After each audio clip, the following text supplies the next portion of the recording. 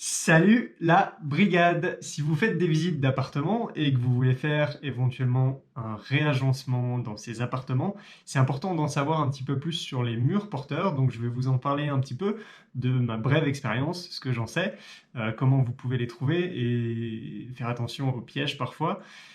Je suis pas un expert, donc faites vos propres recherches, consultez des pros, il faut surtout pas hésiter, mais je vais vous montrer quelques petites choses, on va partir en voyage, vous et moi. Alors là, c'est un mur mitoyen derrière moi, donc je le sais, donc c'est un mur porteur. Écoutez donc le bruit, donc on dit souvent sur les cloisons, vous pouvez taper les murs, les cloisons, si ça sonne creux, c'est que c'est pas porteur, si ça sonne plein, c'est que c'est peut-être porteur. Ok, donc écoutez bien, ça sonne creux.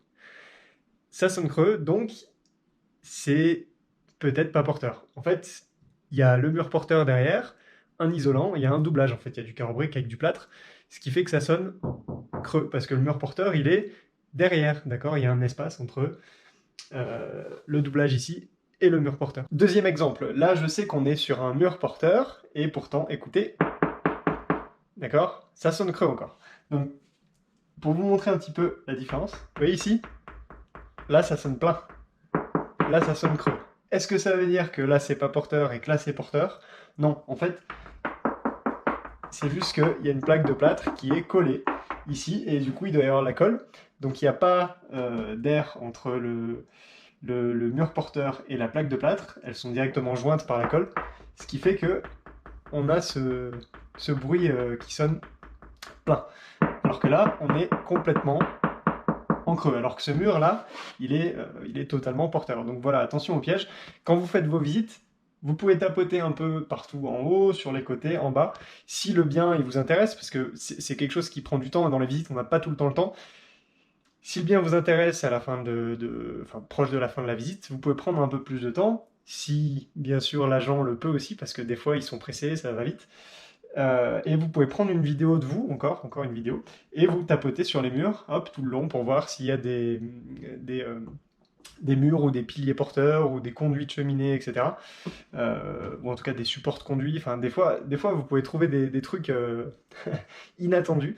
Et cette vidéo, en fait, quand vous l'avez après, vous pouvez la montrer éventuellement à un pro, toujours dans cette optique de si vous n'avez pas le temps de revisiter, refaire une visite de l'appartement, et ben vous pouvez voir ça avec un pro et montrer, bah voilà, tu vois là, je pense qu'il y a une cloison, etc. Vous pouvez aussi demander à l'agent immobilier s'ils ont des plans d'origine. Des fois sur les plans c'est marqué. Alors voilà un exemple pour moi, l'appartement que j'ai acheté. Vous voyez, il y a les traits un peu plus épais, noirs, qui sont porteurs, et les traits plus fins qui sont pas porteurs ou juste des cloisons. Si l'agent immobilier d'ailleurs il n'est pas en mesure de vous fournir les plans, le notaire pourra le faire s'il y en a. Et des fois, il n'y a pas toujours les murs porteurs sur les plans, donc il faut se méfier. Des fois, vous ne pourrez pas le savoir avant d'acquérir le bien et de pouvoir faire des petits sondages à des endroits, vous faites des trous, vous regardez comment c'est fait. Donc il faut vous méfier. Si vous avez un doute, si un pro a un doute, un ou deux pros, vous faites comme si c'était porteur, pour pas que ça vous porte préjudice si vous avez envie de réagencer cet appartement-là. En plus du fait que ça sonne creux ou plein, vous avez d'autres indices, par exemple l'épaisseur des murs. Là, tout à l'heure, on a tapé juste sur ce côté du mur, c'est le mur donc, qui est porteur. Vous voyez que l'épaisseur du mur, là, elle est ici, bon, je vous le dis parce que je le sais, mais on a un mur qui est assez épais, si on ouvre les deux portes, on le verrait de toute façon. On est sur un mur qui est assez épais, donc là, vous pouvez vous dire que il y a des indices qui vous poussent à croire que c'est un mur porteur.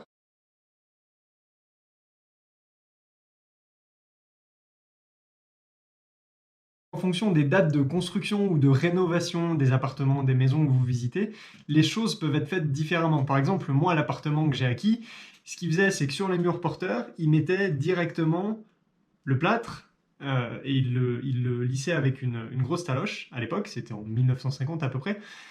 Et le truc, c'est que là, le plâtre, il est accroché sur tout le mur porteur. Donc, partout où vous tapez, ça sonne plein. Parce que le mur porteur et le plâtre, ils sont liés. Alors que, je vous montrais tout à l'heure, sur le mur je me fais embêter. Sur le mur précédent où on tapotait, où vous savez, il y avait l'endroit où il y a de la colle, ça sonnait plein.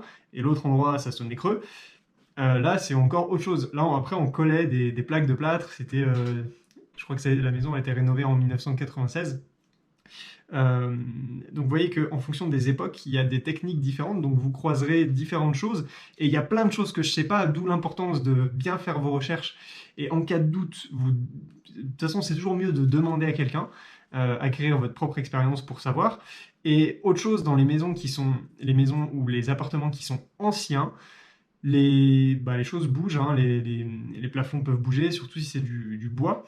Et parfois, ils faisaient les cloisons, ils mettaient je sais pas comment ça s'appelle, c'est pas un étai, mais pour faire les cloisons, ils mettaient une sorte de poteau en bois. Ils en mettaient plusieurs tout au long de la cloison, verticaux.